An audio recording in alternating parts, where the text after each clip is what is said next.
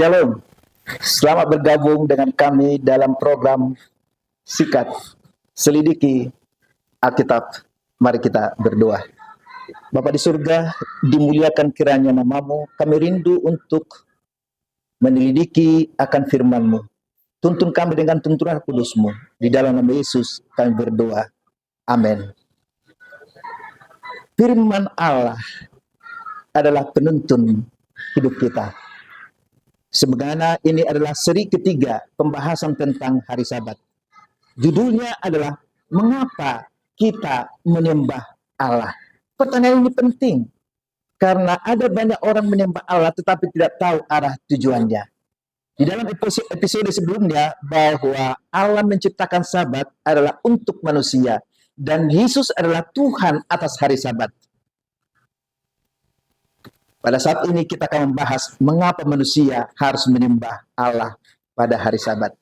Yohanes 14:15, jikalau kamu mengasihi aku, kamu akan menuruti segala perintahku. Itu permintaan Yesus. Yohanes 2 ayat 3 dan 4 berkata, dan inilah tandanya bahwa kamu mengasihi Allah, yaitu jikalau kamu menuruti perintah-perintahnya. Barang siapa yang berkata ia mengenal Allah, tetapi ia tidak menuruti perintah-perintahnya, ia adalah seorang pendusta. Garis bawahi, pendusta. Dan di dalamnya tidak ada kebenaran. Yohanes 8:44, iblis adalah pembunuh sejak dulu kala. Dan ia adalah bapa segala pembunuh. Bahkan ia adalah pendusta. Dan ia adalah bapa segala pendusta. Dengan kata lain, tidak menuruti akan hukum Sabat. Tidak menuruti akan hukum Allah, sama dengan membuat kita pendusta. Dan pendusta bapaknya adalah iblis. Itu sebabnya Yesus berkata dengan lembut, hei, sikat, selidiki firman Tuhan. Pelajari dengan sungguh-sungguh bahwa firman itu akan mengarahkan kita ke dalam kebenaran. Dan firman itu berkata, yang tidak menurut akan hukum Allah, dia adalah pendusta dan dia bapaknya adalah iblis. 1 Yohanes 3:4, setiap orang yang berbuat dosa melanggar hukum Allah. Sebab apa? Dosa ialah pelanggaran hukum Allah. Melanggar hukum Sabat itu artinya kita sedang berdosa. Upah dosa adalah maut. Roma 6 ayat yang ke-23. Perlu diingat bahwa di dalam Bilangan 23 ayat 19 dikatakan Allah bukan manusia sehingga ia berdusta, bukan anak manusia sehingga ia menyesal. Masakan ia berfirman dan tidak melakukannya, atau berbicara dan tidak menepatinya. Mazmur 9:34, aku tidak akan melanggar perjanjianku dan apa yang keluar dari bibirku tidak akan kuubah. Artinya firman Allah tidak berubah-ubah, hukumnya tidak berubah-ubah. Yesaya 55:11 bahwa firman Allah tidak berubah-ubah. Yesaya 12 ayat 28. Firman Allah tidak berubah-ubah. Roma 9 ayat 26. Sebab apa yang telah Roma 8 ayat 28. Sebab apa yang telah difirmankannya akan dilakukan Tuhan di atas bumi dan sempurna serta segera. Lalu Yesus menegaskan dalam Matius 24:35, langit dan bumi boleh saja berlalu, tetapi firman Tuhan akan kekal selama-lamanya. Yesaya 48, rumput jadi kering, bunga jadi layu, tetapi firman Tuhan akan tetap untuk selama-lamanya. 1 Petrus 1 ayat 24 dan 25, bahwa firman Allah akan tetap untuk selama-lamanya, tidak berubah-ubah. Sekali lagi pertanyaannya, mengapa kita harus menyembah Allah dan memuliakan serta memuliakan Allah? Apa kata firman Allah? Perhatikan Wahyu 14 ayat 7. Takutlah akan Allah dan muliakanlah dia, karena telah tiba saat penghakimannya. Segera akan terjadi nih. Perhatikan berikutnya. Sembahlah Allah yang telah menjadikan langit, bumi, laut, dan segala mata air. Sikat selidiki Alkitab, mendalami tentang hari Sabat. Kita menyembah Allah bukan karena Allah adalah Maha Kuasa. Itu benar, Allah Maha Kuasa. Kita menyembah Allah bukan karena Dia Maha Hadir. Ya, benar, Maha Hadir. Dia Maha Hadir.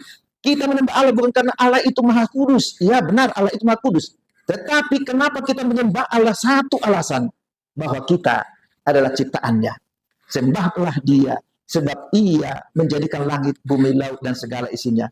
Ini diulangi di dalam Wahyu 4 ayat 11, bahwa engkau layak menerima puji-pujian, menerima hormat dan penyembahan hanya kepadamu. Engkau telah menciptakan segala sesuatu, dan oleh karena kehendakmu semuanya terjadi atas ciptaanmu. Kita lihat penyembahan akan Allah oleh karena Dia menciptakan kita. Apa yang dibuat oleh Allah sebagai sarana untuk penyembahan? Yaitu hari ketujuh. Masih ingat penciptaan?